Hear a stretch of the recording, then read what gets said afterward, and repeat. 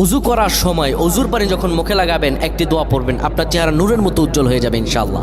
আপনার চেহারা নূরের মতো উজ্জ্বল হয়ে যাবে, চেহারা থেকে ব্রণ, মেস্তা, কালো দাগ সহ যাবতীয় সমস্যাগুলো আল্লাহ তাআলা দূর করে দিবেন এবং আপনার রিজিকে বরকত হবে ইনশাআল্লাহ।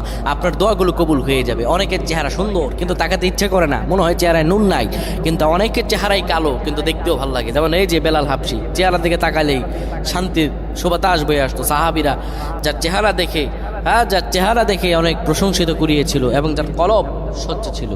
প্রিয় ভাইরা আমার, অজু যখন আপনি করবেন, অজুর পানিতে যখন আপনার চেহারা ভিজাবেন, তখন অজুর পানিতে আপনি এই দোয়াটা 3 বার পরে, দুরূদ শরীফ 3 বার পরে ফু দিবেন।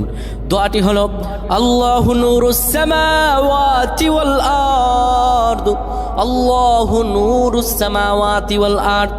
পানিগুলো নিয়ে সেই পানির মধ্যে আপনি ফু দিয়ে চেহারার মধ্যে লাগাবেন। আমার আল্লাহ রাব্বুল